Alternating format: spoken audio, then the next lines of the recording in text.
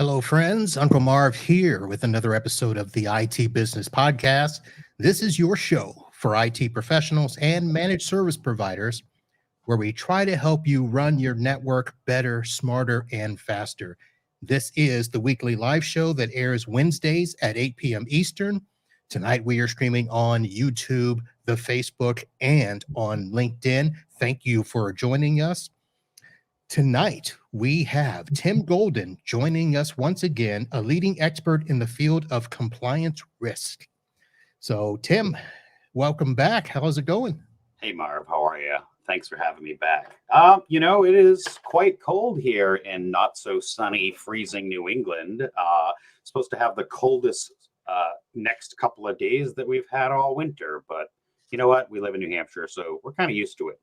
I was going to say, I wasn't even going to talk weather, but as you mentioned that, to down here, let's see, I think it was, I'm not going to say a record heat, but we got up to 80 something today. Right now, it is still 76 with a real feel of 80. Wow, I think it's like 12, I don't know, 8 something. It's fun. It's cold. So. Oh, my. All right. So hello again to those of you that are watching live. I see we've got some folks over from LinkedIn. Eric Anthony in the house. Eric, thank you for tuning in. So Tim was back with us on episode 469, and the title of that episode was Policy Documentation as a Service. And for those that do not know, Tim is a leading expert in the field of compliance risk, and hopefully we'll get some insights and experience in navigating the complex world of regulatory compliance and managing risk in the business world. So if you want to go back and hear how that was, go back to episode 469. So Tim, before we get too far along, rather than recap everything we did in that episode, because people will go back and listen, is there anything that you thought of afterwards that you said, oh, I should have mentioned that? I always think of like things that I probably could have done better or should have said. The reality of compliance and the risk that businesses face is it's an MSP problem, right? And, I think I did say several times, like, compliance is a scary word, but it doesn't have to be, right? Think of compliance as sort of the referee of what you're doing in your MSP and how you're helping your clients. And I mean, yes, we need referees. I mean, not so much with Tom Brady retiring now as of today for the 14th time. Maybe it'll stick, maybe it won't. But he says it's the final time. Yeah, I'll hold my breath. I mean, as a longtime New England Patriots fan, we'll see.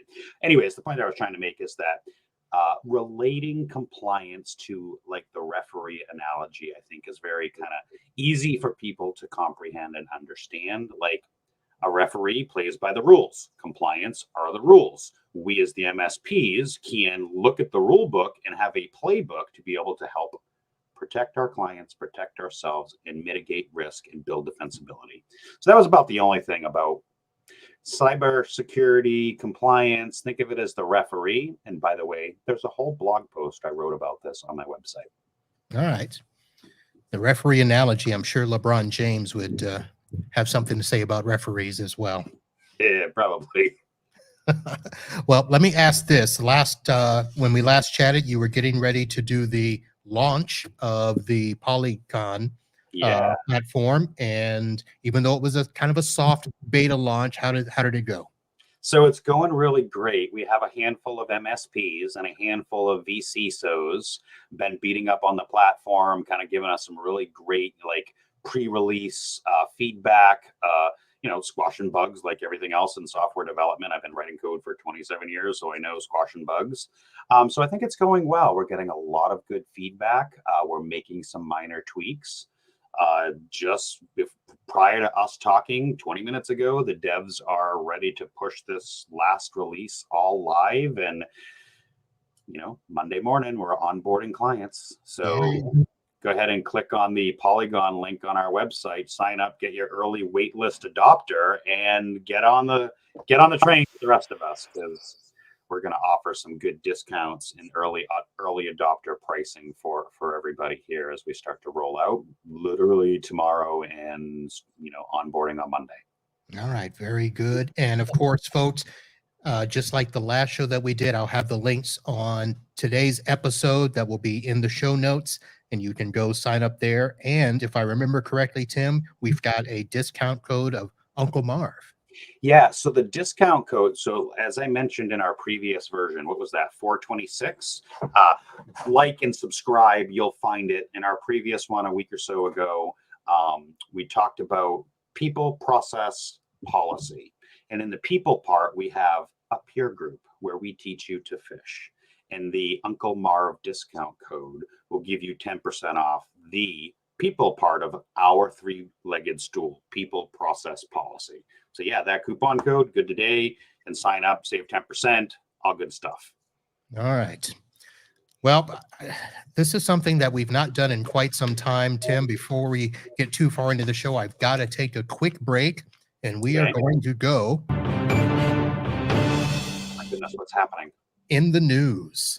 Oh, wait a minute. So, about this time of the show, I usually will go and dig and try to figure out what is happening out in the tech world that is newsworthy and something that we should let MSPs know about.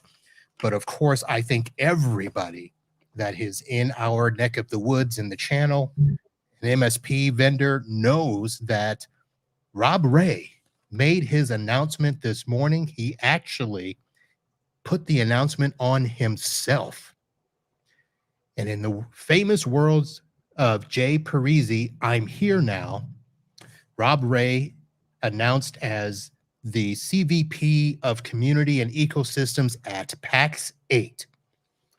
And many of you know that Rob was the longtime face of Datto, who's built a reputation as a fierce advocate for MSPs. And in the words of LeBron James, he is taking his channel talents to Denver.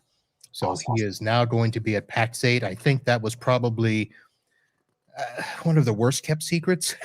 Oh my gosh, I did not see that coming. Like, really? Rob Ray, PAX 8, amazing. Yep. So that is the news, and I'll have links to the stories out there, folks. If you haven't heard, you can go read about it. And just for the listeners that have been waiting to see if Rob is going to come and be a guest on the IT Business Podcast, I have this that I can announce. My people are talking to his people. So it is in the works, and hopefully very soon, the larger than life Rob T. Ray should be on screen here with us here on the IT Business Podcast. We'll see when that happens, but I will say my people are talking to his people. So that's a step. I got a guy that knows a guy that can talk to a guy and book a thing. So Rob, make it happen. Yep. We'll see how many shows he does before mine, but we'll see if he's here. Now, Tim, we should also go back and let people know. So you're still an MSP as well as running compliance risks. So let me ask what your thoughts are on hearing this announcement of Rob going to PAX 8. All right. Put on my vital hat. Flip the hat. So PAX 8 has been a great partner in the community for us here as MSP vendors, as MSPs, as a vendor. They've been able to bring a lot of good pieces. I've been with them for years, pretty much since they started. I won't get into all that gory detail. I think them bringing Rob on really shows their commitment to MSPs, right? Knowing Rob, knowing what he has done in the other communities, in the other platform, in the other stuff. We won't talk about Big Bad Kaseya, but knowing what Rob has done in the community, knowing how he just has that energy and what he brings to that, I think it's going to be a really good thing for MSPs. Having that, channel and that, community and stuff behind him, I think it's just going to be really good, right? Working with PAX 8 as I have for years, there's like bringing on Matt Lee was a great thing. Them bringing on Rob Ree is a great thing. Like seeing what they've been doing in the last 24 months or less has been really good from an MSP perspective to just see like, yeah, they are starting to get us. They're starting to understand how we operate, and they're bringing in the right people and partners so that we as MSPs can succeed. Yep, I totally agree. And full disclosure, I am a PAX 8 partner, Mm-hmm. but I haven't bought anything with PAX Yeah. 8. So, So, full disclosure, Vital Tech Services, my MSP, is a PAX 8 partner. ComplianceRisk.io is a PAX 8 partner. okay. I'm in there double duty. All right. So I shall obviously be taking a closer look at what PAX 8 has to offer over the next few months. But, listen, it is good for the community. It shows PAX 8's commitment to growth and to what you said, to uh, being closer to the MSP. I think that's really it. Being able to understand us, our needs and our wants, and truly helping us to grow. And when we grow, they grow, right? Absolutely. All right. So now that we got the big news out the way, flip Wait a that minute. hat. Is this like a Letterman wimp for a kind of like, when is he coming on here? Right? Like, I'm going to keep doing, yes, I'm going to be exactly you get the the bat same phone. way that Dave Letterman was. And I'm going to sit here. Wait, do you want to say hi to Rob? Yeah. Just kidding. I might see Rob tomorrow night, but I can't disclose when or where because We know nothing about what happens in the Windy Cities. it's the secret of Fight Club. You can't talk about it. So let's get back to you and your company, the Compliance Risk, and we should probably just go back and recap what exactly compliance risk is and why is it important for us to manage it. Sure.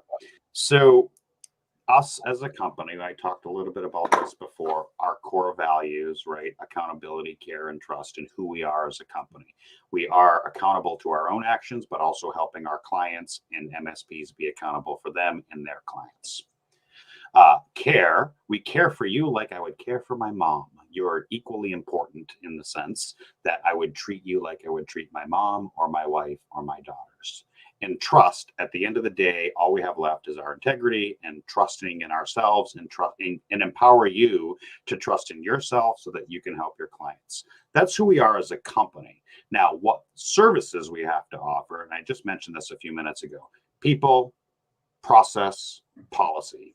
People, we teach you to fish by offering a peer group where you can come and join like-minded individuals and have the hard conversations in a closed atmosphere where it's safe to ask the questions that you don't want to post on Reddit and get spammed. So the people part of the peer group, we teach you to fish. Process, I mean, we talk about this all the time. Having documented repeatable processes makes you operationally efficient, gives you the tools and technologies to make your business better, more efficient, and make your clients better and more efficient. We partner alongside you in the compliance realm to fill the gaps to help you build a solid compliance program. We fish with you. And now, launching Polygon is our policy documentation platform as a service. Being able to provide a safe and secure SaaS-based multi-tenant application where you and your clients can have one central repository of a complete policy governance program, from alignment in writing to authorization, getting somebody to approve it, to actually training and adopting with end users, and assessment and reviewing these things. All of that in a SaaS-based automated way for you to help your clients. Where that comes into play is things like this new FTC safeguard rule, where this stuff starts to apply to you and can probably apply to even more broad of your clients going down the road. If you have a client that offers financing, chances are this FTC safeguard rule can apply, which means you might need a solid policy governance program in place. People, we teach you to fish. Process, we fish with you. Policy, we bring the tackle box. So on the last show, we went a little deeper into that and talked about all the things that we need and the steps and stuff. So let's flip this a little bit and talk about what might be the risks of not doing this. I mean, we think of it from a perspective of getting our clients on board and they have to do it because of either HIPAA, FINRA, whatever. Mm-hmm. But that doesn't address the stuff that we need to do and the way we need to manage it. So let's first talk about what's the risk of not doing it. Yeah. So the risk of not doing it, there's a couple of pieces, right? So employees can go rogue. They aren't necessarily governed, right? So a good friend of ours, John over at Sasleo, he built Sasleo to help find SaaS-based applications or shadow IT. Great, awesome tool, good friend, go check them out. However, if we had a policy in place that talked about not installing or signing up for stuff and having a governance policy, when they did sign up for things, we would have a procedure, a process in place to help guide that user. When you don't have these things, I mean, I talked to a customer a couple of weeks ago on our MSP side. They had 5 CRM platforms. 5. They signed up for one, used it for 30 days. Then they signed up for another, used it for their free 30 days. Then they literally 5 different because they had no policy and no procedure around governing that. That was just one little company in one little instance. So part of the risk of not having it is things like shadow IT can happen. Things like employees not knowing what to do in case of an incident. Right. One of the things we build under our MSP for every one of our clients is a who to call checklist. And we make sure every employee from onboarding and quarterly reminders of here's who to call when something happens. The internet's out in the office. Call the IT company, call Verizon. Phone isn't working. Call AT. Like having just a who to call checklist as part of your policy governance can eliminate a lot of the headaches and a lot of the business challenges and risks that they face without even knowing it. So having that checklist sounds like it could, obviously force people to put together, clarity and direction. And it can take out the poor decision making. Yeah. If you follow the checklist, you don't have to worry about making the wrong decision, right? Yeah. Yeah, it does help with poor decision making, and checklists are very important, right? Checklists are like the second part of a policy governance. So you have a policy that defines the who and the what. And then the checklist or the standard operating procedure, SOP, that checklist is the how, right? And they kind of go hand in hand. Sometimes documentation mesh the two of those things together, and sometimes they're completely separate documents. I love checklists when and where appropriate. Okay. Now, one of the things that work with an incident response plan is, at least from my experience, is you have to put, if this happens, this person is responsible for this. This person is responsible for that. Contact this. But I don't think in all of my processes, and I'll just be honest, I don't think we have that throughout the entire process. Now, from what I understand, you guys can help with is you're going to provide that every step of the way. Am I correct in thinking that? So yes and no, right? So one of the big pieces of a policy governance program is the alignment piece. And aligning that documentation to actual business processes in place. And, this is why, having a solid program in place is important because it's iterative, and using a tool like Polygon helps you to iterate through that. So your question to answer specifically, you have an IR plan. It's got 6 of the 12 steps defined. You haven't flushed out the other 6 steps yet. You plan to. So great. You publish as is because this is what exists today. Right. And you note that this is a living, breathing document where changes do come, right? So where does Polygon help with that? Making sure that you're following through the process, right? And specifically with an IR plan, we're going to help you manage that workflow of, this is the version we have today. These are what the end users have been trained on today. And a month from now, when we change that, we can push it back out to the end users. And 3 months from now, when we build our defensibility and we continue to build our security posture, those documents continue to align with our practices in place. So basically helping to create the process, manage the process. Can it help enforce the process? So where we're heading with the product is, do I let cats out of the bag? Hey, IT Business Podcasts. You heard it here first. So where we'd like to head with this is, you have a documentation program in place saying, this is what we do. The CEO has authorized it. The end users have been trained on it. Polygon can manage all of that. Phase 2 down the road, now prove it. I have a list of around 15 or so API integrations that we'll be pulling into other platforms where it's, I'll give you an example. Here is our vulnerability management plan and our SOP for vulnerability management. That is all managed in Polygon, and we've done that whole governance process. Now insert Qualys or Nessus or all the other vulnerability scanning tools that might exist in the market space. I won't mention any, but you could probably pull a few specific MSP ones. Now I run, I don't know, some vulnerability scanning tool. I have a policy and a process, and the tool is now proving what we're doing. Now, is that a proof beyond just a report? Because I know that we've got products that will run, the report prints, that's our proof.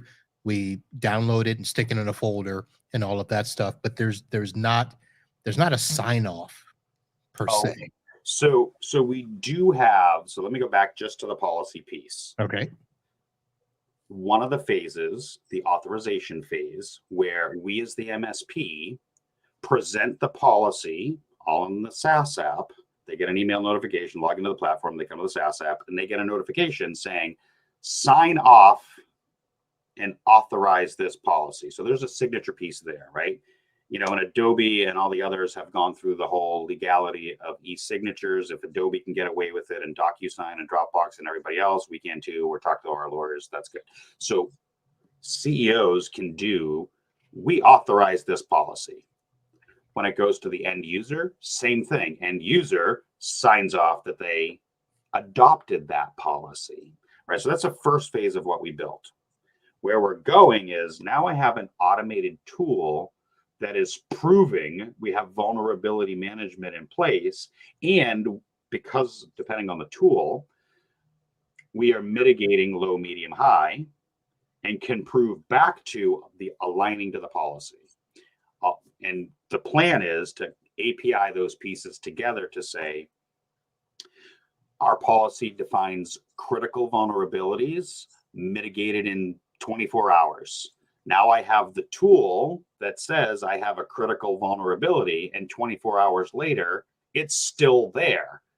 Okay, we just broke the cycle. Something needs to happen. Either the policy needs to change, the process for managing those vulnerability needs to change, and users need to be retrained. Something needs to happen, because this is what we said we do, and this is exactly what was or wasn't done, and they don't align. Something at that point needs to happen. Okay. So that's where we're headed. All right. Now, one of the questions that I got after our last show is, some MSPs just basically won't go near compliance just because, one, it's hard, or two, they can't scale, because they know that they need to put more, people in the process and stuff.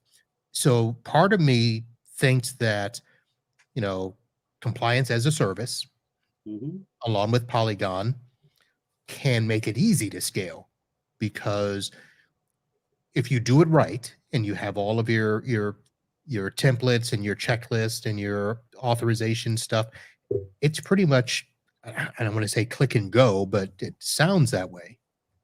Yeah, I wish it was that easy. And in time, compliance risk will make it that easy. So that buzzword, compliance as a service, is being tossed around all over the place. It's Yeah. like saying MSP, MSSP, ITSP. Like, buzzwords are really great for marketing people. Yes, we list it on our website. Why? Because SEO is a thing. But the real reality is there's a lot of differentiation between what compliance as a service actually is and what's included in this thing, this CAS thing, right? Some people might look at CAS as, we do awareness training, we do dark web scan, and we do phishing. But wait, isn't that a security awareness training partner in most of those? No, that's our compliance as a service. Okay. That's one small piece of compliance. Like, in the controls, security awareness training is 3 controls, one with 2 subparts. Compliance as a service, as we see it, is working alongside the MSP and looking at the specific regulatory and legal requirements those clients are bound to adhere to. CMMC is the easiest example. DoD contractors at some point in the near future will have to adhere to these CMMC standard, the 800, 171, 172 standards, DFARS clauses, and CMMC is the program to help manage that. A lot of MSPs get scared. They see, wow, I can make a lot of money on CMMC, but as they start to dig into it, they realize they don't have the people, they don't have the process, and they don't have the bench strength. Right.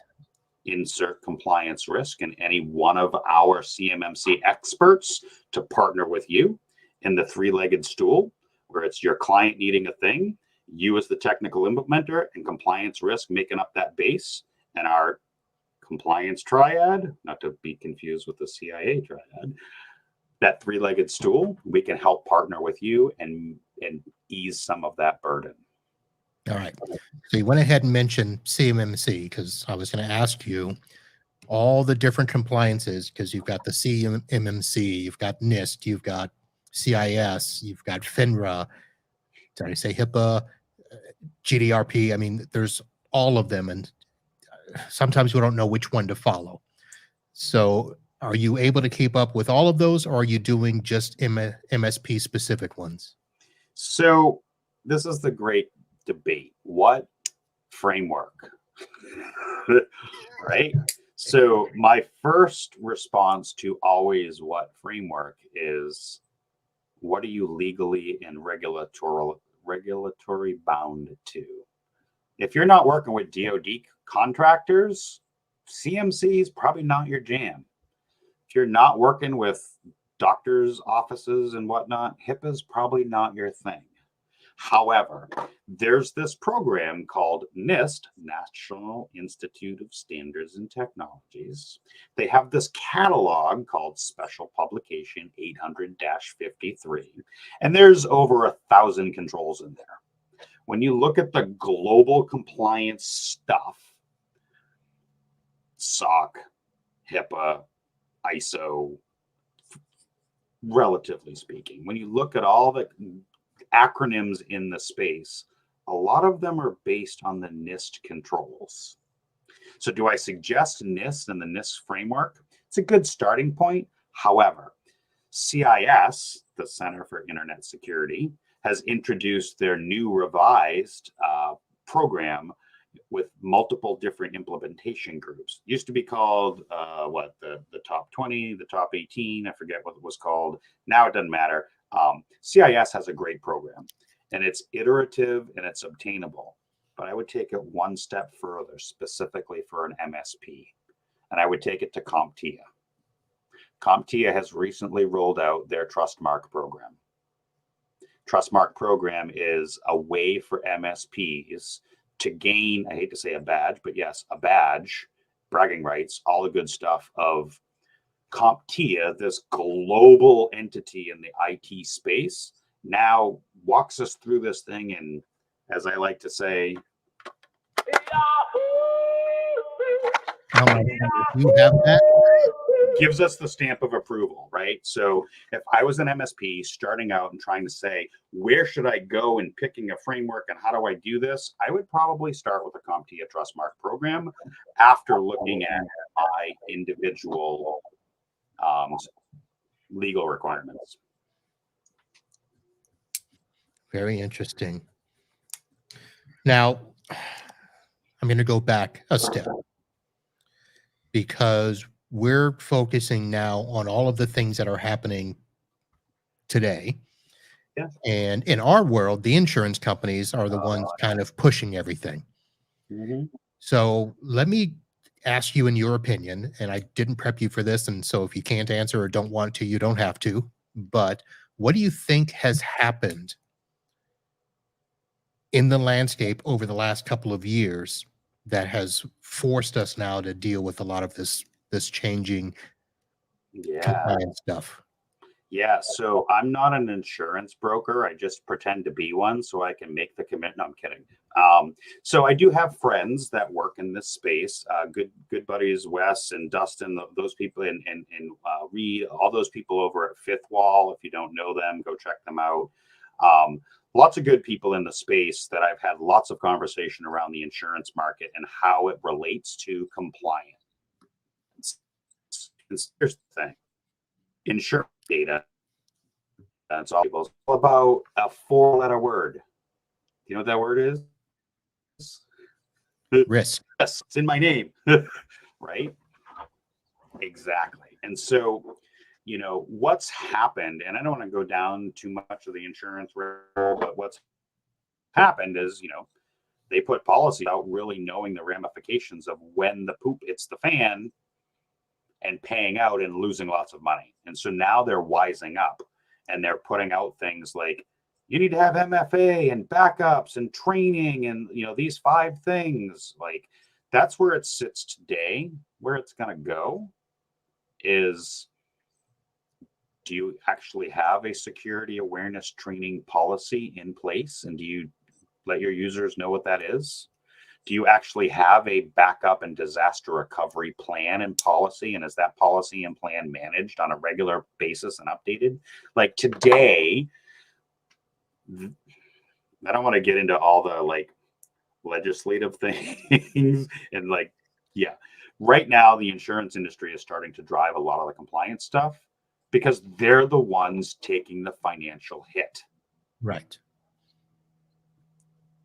Plain and simple, they're taking the hit. So they're looking at this as an opportunity to raise awareness and ultimately raise the small businesses, raise my next door neighbor's donut shop, raise their security to protect themselves, protect us, protect our nation. How many years, decades ago, it was all about privacy and identity theft was all over everywhere. Right? We'd heard, and now we don't hear about that as much. Why? Because we educated the population on the risks that they faced. Same thing with cyber risk now, right? Building the awareness, building and insurance is driving that. And not only did they take the risk, but they're looking to shift that back to us. Great point, right? So, obviously risk is when and where appropriate that you can offload some of that risk. I mean, it's good business practice for insurances, right? When they look at the 27 something year old person that's starting a family and works from home, or they look at the reckless 17-year-old with a Ferrari, they are completely different risk baskets, right? Well, in the cyberspace, they don't have that data yet. But as we continue to build our defensibility and our education around protecting our businesses, they're going to start to get that data, right now, and rates are through the roof, and they're going to continue to stay through the roof because they've taken the hits. Yep. So let me explain to the audience why I felt comfortable asking you these questions, even though compliance risk, the company, hasn't been around for a while. You yourself have been in compliance for 20, how many years? 2006-ish. Okay. 17, I don't know. Depends on when this is airing. So we'll just stick with 2005, 2006. You can do the math. All right. And you've done this not just on a little SMB level like most of us. You were dealing with, government stuff and Yeah. where it really matters. I would say it matters. I mean, it matters everywhere.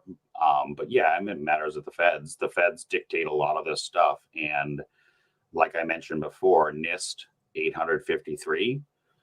You've probably maybe heard this term FedRAMP before, right? So Yeah. FedRAMP is another federal program, similar but different, than CMMC. It's been around for a long time. And it basically is a similar type of process where you have a list of controls and you're assessed against those controls, and you continue to, build your posture and defensibility against those controls. And so, yeah, we got a little contract back in 2006 that had one sentence that said, "You will adhere to NIST 853." What? You could even Google 853 back in 2000. And nobody knew how many pages 853 was. Oh, I do. It's literally sitting right there in a wheelbarrow. 7-inch binder, 4 of them.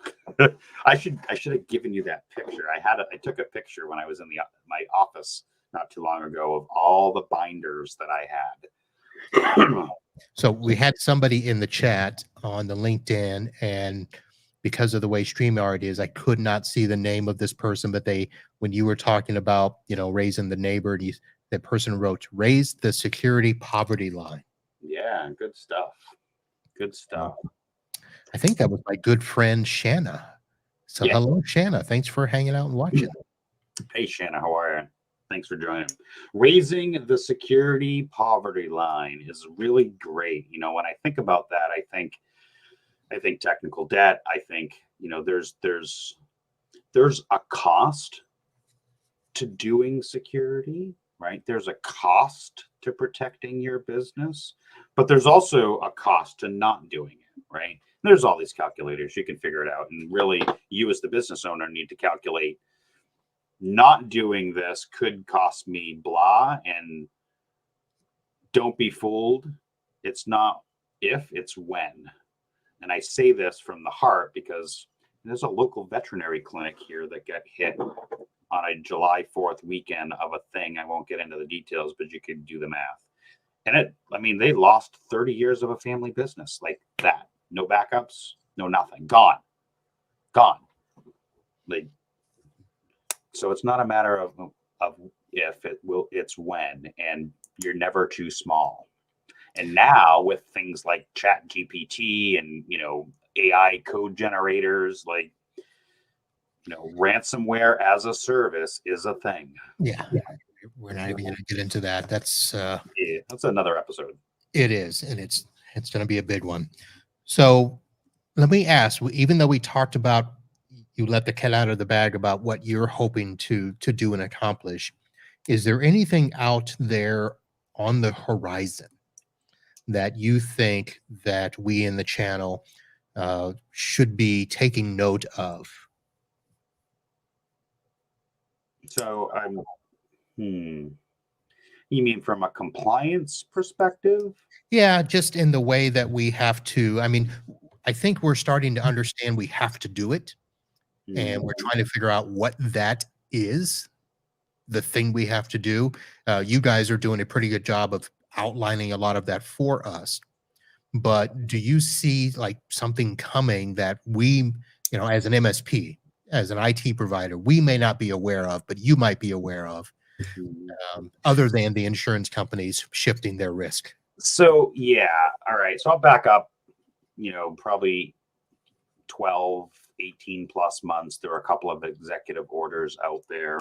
a couple of things in Congress. Like there is actually a definition now on the books in front of Congress and in one of the new pieces of legislation they're pushing forward that actually defines an MSP. Right? Uh-oh. CSP, cloud service provider, has kind of been there for a fairly long period of time, but now they actually are using and have, and I'll put it link someplace, chat. Maybe I'll do a blog post about it. But the term MSP is in the words actually in one of our government contract, it actually spells out in a couple of paragraphs: managed service provider, IT service provider, that organization in which is providing services to your organization are specifically called out. And potentially applying downstream FedRAMP controls. So, how does that apply to the MSP? There's this thing in the compliance world called shared responsibility matrix. That's a whole nother episode. However, shared responsibility in a nutshell is these are the things we do, and these are the things we don't do, and these are the things we're responsible for, and these are the things we're not responsible for, and these are the things you're responsible for. So outlining explicitly what we do and what we don't do, who's responsible and not responsible, that whole shared responsibility piece, I can foresee that coming down the road as being as probably important as documentation, right? So we're going to be building in some kind of way for you to manage an SRM, shared responsibility matrix, inside of Polygon in the coming phases. Because it all boils back to who's the risk, and if I can transfer or defer that risk or accept or inherit that risk, shared responsibilities can do that. Well, I can see that because the insurance applications are starting to ask, who is your managed service provider? Oh, yeah. They're literally asking that and naming, whoever it is. And for my clients, they obviously forward that form to me and say, so your name's on this. Can you please fill out the rest? Oh, yeah. And Great. everything that we fill out, I tell them, I said, if I fill this out, I'm responsible for, which means you're going to need to pay me for. Yep. And then the jousting begins. Yeah, it does. And we see a lot of those forms come across our desk. I mean, I don't want to brag. Our MSP is pretty solid. We've got a solid offering together. I mean, find another MSP that can say they're FedRAMP moderate. By the way, we're going through our audit on March 1st, so wish me well. Oh. Yeah, with so the whole ATO audit process, looking at all the controls, ripping us apart, putting us back together, it'll be fun. However, we get a lot of those, and we're pretty used to most of the questions that they ask, and we feel like we've got a lot of those things fairly well covered at Vital Tech Services. And when we get them, I can look at them and be like, yes, yes, yes, no, no, no, yes, yes, yes, no. However, in the no boxes, it does strike a conversation with the customer. For example, SIM, log collection and retention and management. A lot of people don't want to pay for it. Right. It's not cheap. Like there's free things, but it's like dealing with a SIM and a SOC and a 24/7, like it's not cheap. And most people won't do it. All of our clients we're using log ingestion. We have tools to manage SOC type things, an operations center, right? So not SOC 2 as in the compliance. So we're good, but there's a few clients that we don't, and it doesn't make good business sense for them to have it. And when they get the thing, I answer no. Now, yeah, we have a couple of clients that are right at the border where we may have to do that for a couple. We're trying to figure out where to put all the logs, and who's going to watch them and monitor. So yeah, I get you. Yeah, there's tools to help with that. Obviously, I don't ever buy a tool unless I have the people, the person, the champion to deal with it, and then the process of how it's dealt with. I'll back up. The little MSP advice. We are tool happy. If you look at my desk and you like, I'm sitting here fidgeting with one of my buck knives. Like we love tools. Woohoo! Shiny object. Gadgets. Gadgets. Right? We don't need no things. No gadgets. Go go go. So one of the things that I've always tried to do at our MSP is put together like, great, I know I need a tool and I know a tool can make me more efficient, but I need the person. That's probably me. It's maybe my tech. Maybe it's somebody in one of the other business units, right? We need a champion to take this thing on and be the point person, people. And then we need the process. Like, how do we do this? Like, I can remember 20 years ago, WebEx first came out. Woohoo, WebEx, right? Yeah. We literally wrote up complete SOPs, soup to nuts, on how to build and host a WebEx meeting. Everything from PowerPoints to slides to the whole 9 yards. Like, Zoom wasn't even a platform. StreamYard didn't exist, right? We had the champion. We had the process, and now we needed a way to deliver. Well, WebEx was the only tool back then, so that's what we did. We refined our process to fit the tool. But right now, with the plethora of things that exist, we define our requirements first. We find the champion to support that requirements. We build a loose process around that, and then we go on the hunt for tools. Nice. This is why I built Polygon, was because a tool did not exist, or the ones that did exist didn't fit the requirements or the process pieces that we wanted to do. And that's why Polygon exists. All right. Sweet. Well, folks, you have heard I was going to say buttload, but that doesn't sound right.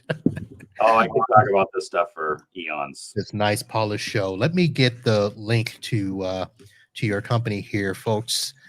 Compliancerisk.io.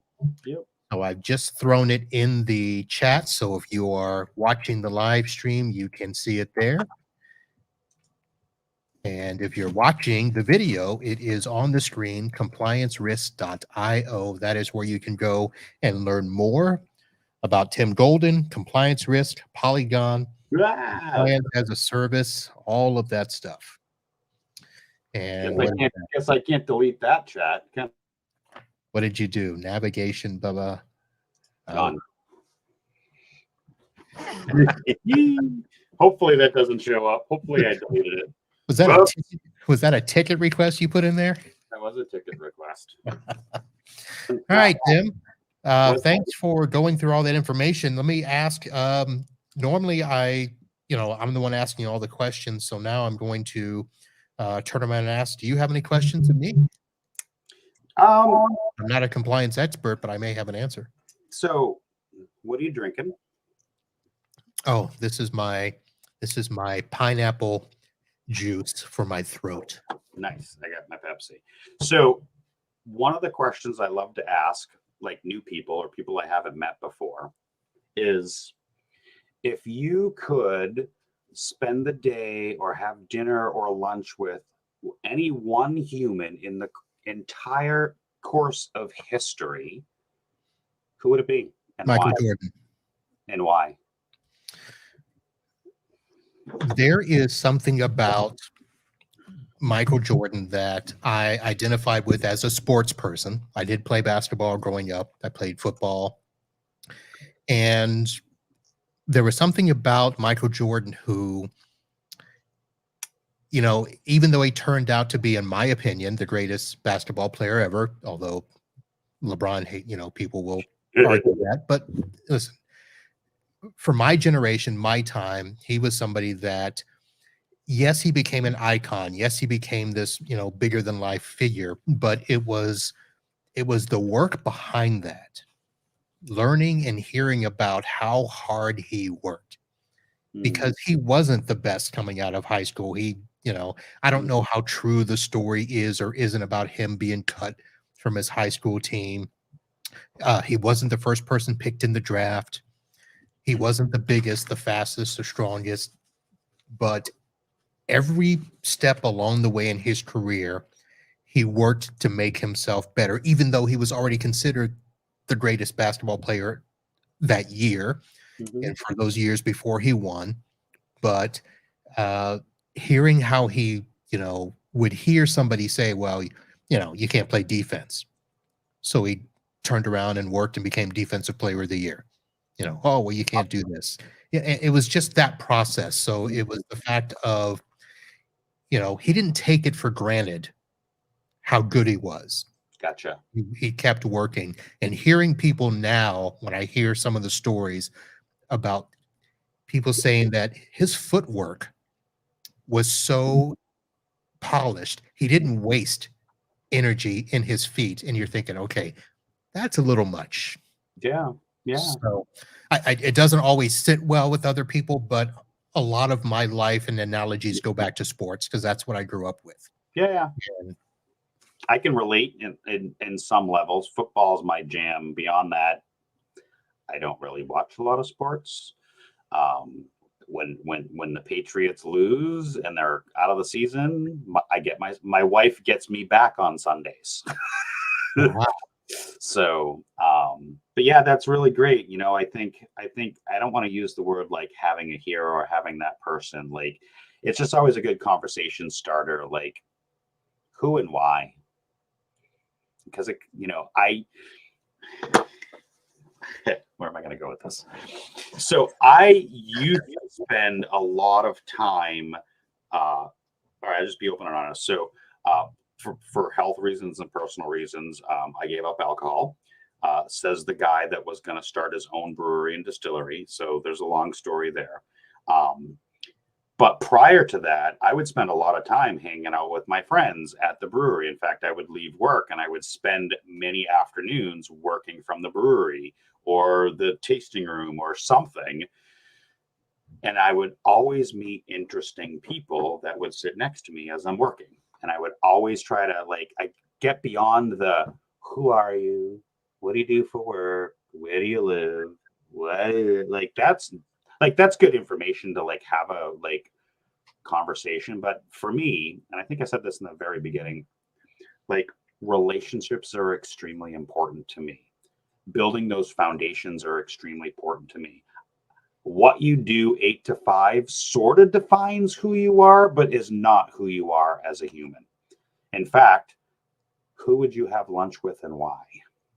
Will tell me more about who you are as a human.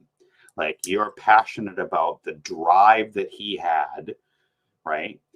To get to in the adversity that he had to overcome, right? To get to where he was to be this great basketball player, right? That tells me a lot about you as a person. That tells me that you're driven, that passion for stuff that you see in that, it just tells me more about you than what do you do for work? And that's kind of who I am as a person, trying to dig a little deeper out of the gate. It comes off scary sometimes when I meet people, but a little creepy, maybe. No. yeah. But another good one is if you were trapped on a desert island for a week, who would you bring with you and why? Yep. I've heard some of those. So let me tell you what this has done, Tim. Okay. This has gotten you out of the Florida Man Challenge Ah. and the random question challenge Oh. Okay. because I'm just going to basically turn the question back on you. And I'm sure you've answered it before. I have not heard it on another podcast. So I've not heard you say it, even though you may have done it publicly before. But if you could meet one person in the world, who would it be? So there's a period. There's 2 periods in time that I really wish I maybe in a past life I lived. One of those periods is during the Roman Empire gladiator type days, where I would love to be in that part of that Spartacus stuff. But more recent, history, the 1800s, the Lincoln era, right? So So there's a period. So Lincoln would be the guy, Okay. right? But his successor would also be the next guy, because those 24 months, like those 2 to 3 years of leading up to his assassination and then just after that, I think really shaped a big portion of our future, right? I think Lincoln was a fascinating man. I've done a lot of research on him. I've read a lot of podcasts, a lot of books, a lot of stuff on him. Like, pick the Gettysburg Address. Like, what he was able to say in such short amount of words was powerful, right? Love him or hate him, all the things that were good and bad. I wanted to be able to learn from that kind of individual that can take 20 words and impact lives forever, or 50 words or 100 words. Like, Yeah. you know what I'm saying? Like, I do. Gettysburg Address. I could ramble on. I mean, like, whatever, it doesn't matter. I think Lincoln is really fascinating to me. So it's funny you should say it like that, because there are times where the wife and I will be watching TV and we'll stumble across a lot of these. They're not documentaries, but they're those little mini series that they, and they had, I think it's around 2010 or whatever, they were doing the ones on Ben Franklin and Thomas Jefferson, and getting a feel for what may have been going on in their minds in these pivotal moments in time.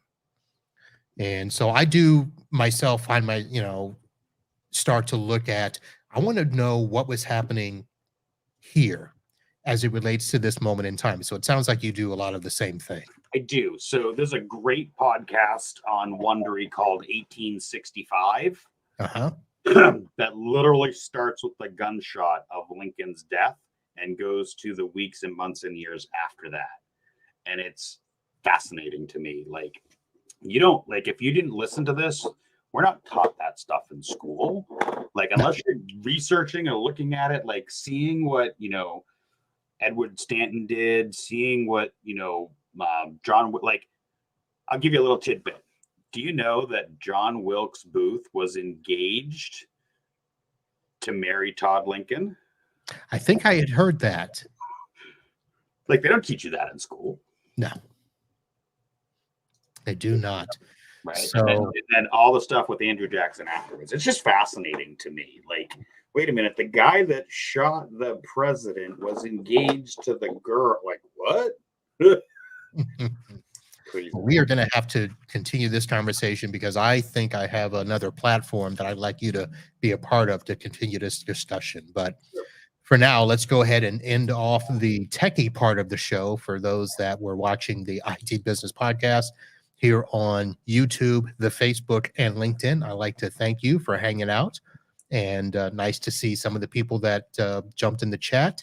And we didn't get a chance to ask you guys if you had questions, because we did all the talking ourselves, but we will be staying past for a post show. So if you're watching the live now, stay past and hang out with us. Tim, I should probably let you go ahead and talk about where you're going to be February 22nd through the 24th. Yeah, so Right of Boom, our first conference as a vendor. I'm very excited, very nervous. So please come see me. We have swag, and we have a giveaway, and we have candy, and we have all kinds of fun stuff. So Right of Boom, the end of February. If you haven't already bought your ticket, you may be too late. We're also going to be at MSP Geek Con coming up in May. Those tickets are still available. I will drop that link in chat. MSP Geek Con. Go sign up before the tickets run out, because you want to be there. All right. So Right of Boom, February 20. That is at the Gaylord Texan. Yep. Is where it will be. So rightofboom.com, and see if there are tickets left for that. You can go see Tim and chat with him about compliance risk and Polygon. Awesome. Thank you. All right. Tim, thank you very much. And hang out with us here past the video, and we'll finish off For those of you listening, thank you very much. For all things related to this podcast and others, head over to itbusinesspodcast.com where you can download previous episodes. Of course, 469 policy documentation as a service. And probably by the next time you hear me, I might be talking to the one, the only Rob T. Ray, who has announced himself as the channel person over at PAX 8. Rob, you're on the clock. Everyone else, thanks for hanging out, and we'll be back with another episode soon. And until then, holla. Thanks.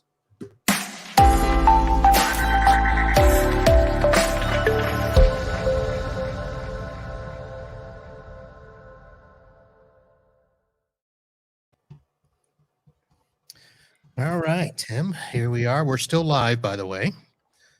Awesome. But we are here in the post show, and let me see who was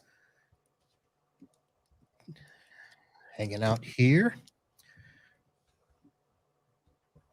So Eric Anthony, Diana Giles was in the house. Hopefully my ticket that I pasted in there didn't actually stay there. I don't see it on LinkedIn, but I do see it in StreamYard. Yep, I see. So they were posting earlier their temperatures. Yeah. Oh, you want to know what it is? Eric is in Raleigh, 40 degrees. Diana, 27 degrees in Oklahoma City. I have been to both of those places. I actually lived just outside of Raleigh for 3 years as I went to grad school in the town of Wake Forest. Nice. Let's see. WEA. Let me see. Oh, you know what I like is what the forecast.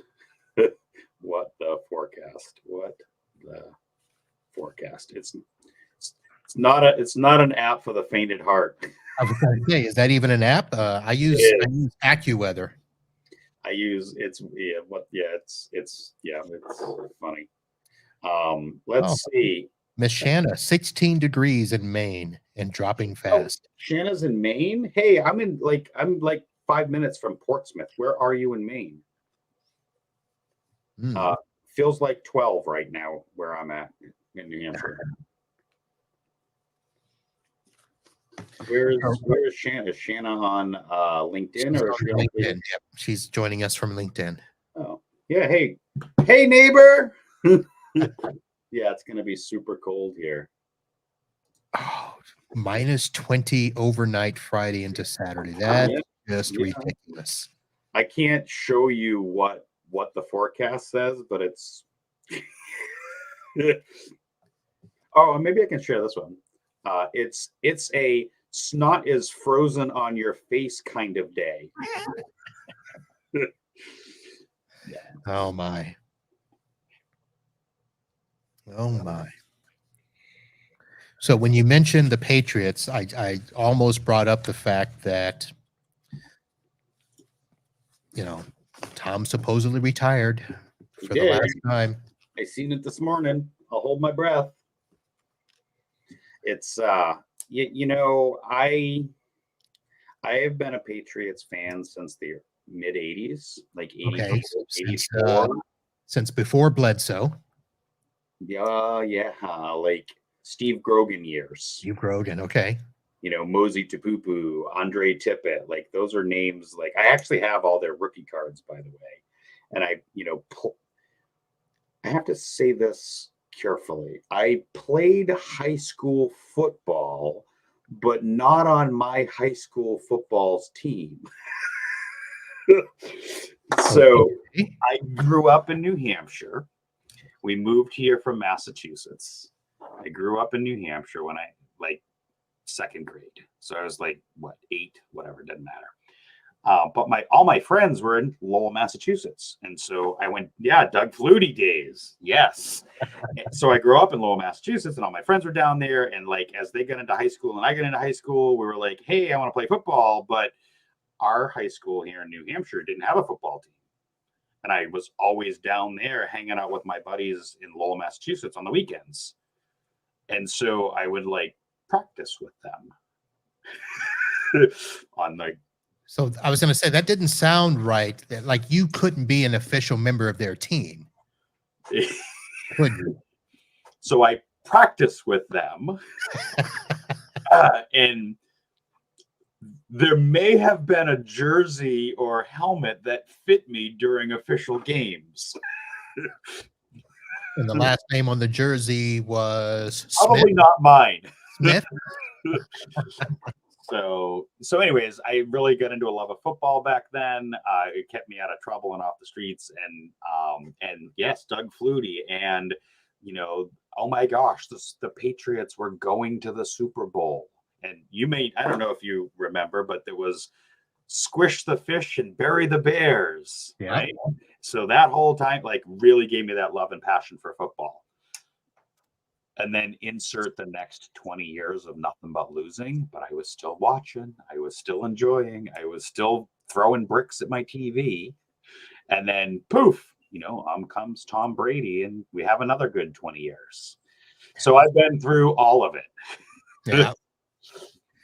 And I mean, it doesn't look too bad if you can get Mac Jones straightened out. I really like what Zappy had to do when he filled in, to be honest with you. I think it's good they have a named offensive coordinator now. They brought Bill O'Brien back. I probably would have, armchair coach, done a bunch of different things, but what the hell do I know? I'm not like they get paid the millions of dollars, but we'll see. We had a good run, and Tom Brady was a big part of that. I liked him athletically, sort of. And I guess we're live. I guess we're recording. Yeah, it's going to be out there because I'm not going to edit this. I will say this. Part of it was the prima donna stuff that just bugged me. Yeah, but what's funny is those of us outside of New England probably didn't see it because it was what's the military phrase, shields up, type of thing. And when he got to Tampa and he started talking, I was like, ooh, I like you better when you didn't say stuff. Yeah, I don't know. It's football. You're supposed to take a hit. Now we have a penalty for hitting the quarterback and all this others. Like, I get it. Your knee got hurt. Like, I'm sorry you broke a nail. You get paid multi-millions of dollars a day to take a knee out. I get it. It's awful. It's painful. It's not fun. My wife's a nurse. I know what people go through, sort of. But that's like literally your job is to take a hit.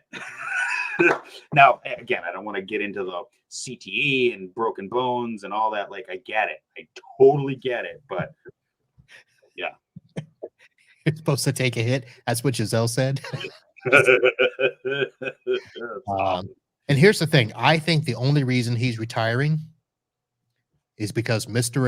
Irrelevant almost took his team to the Super Bowl. Yeah.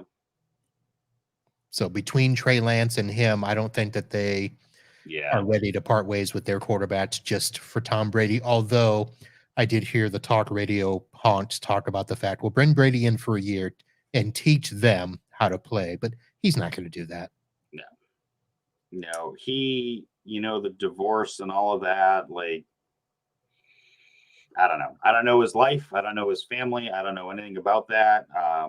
What I do know is what I see on TV or when I've been fortunate enough to go to a game and kind of been down on the field on times that I've been able to go to a game and be on the field. I wish him the best of luck, right? I mean, we all got to stop at some time, right? Yeah.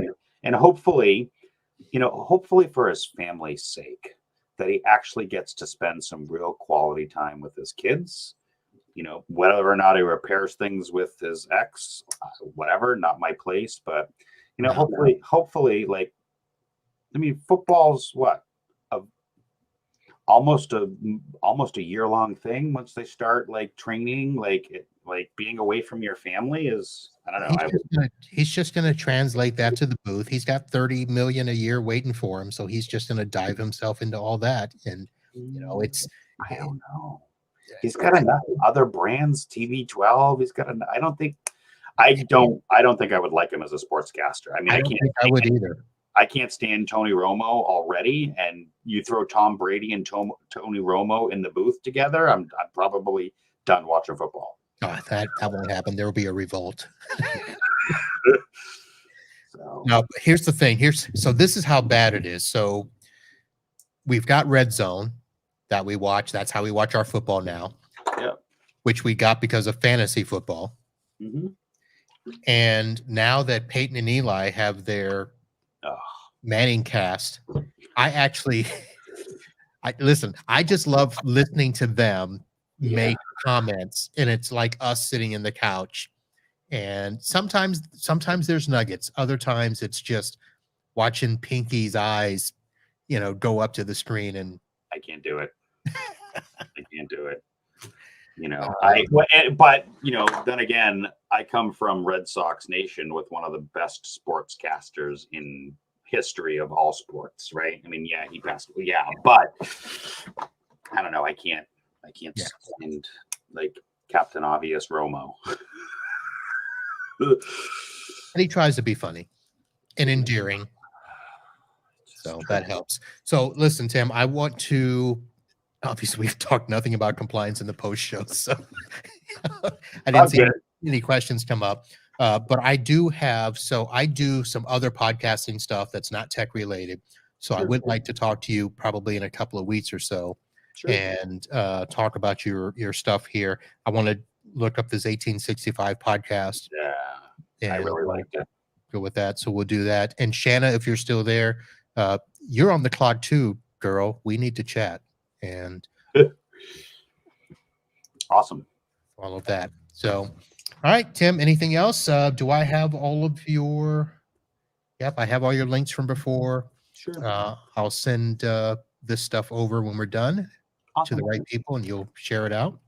Awesome. It would be great if there was a recording available. I think I set a couple of good nuggets in there that I might want to pull out and reuse. Okay. I'm like, oh, that was brilliant. I had to remember where that was. I'll get that over to you. Awesome. And Shannon, you know where to find me. Yeah, but I'm not going up there in minus 20-degree weather. I'm literally like 5 minutes from Portsmouth. We should get coffee in Portsmouth sometime. I'll ping you on LinkedIn. All right. You guys have fun. All right, folks, that's it. We are out. And thanks, Mark. This time we're going to stop the live feed, and Tim and I will sign off. See you guys later. Go Brady. Not anymore.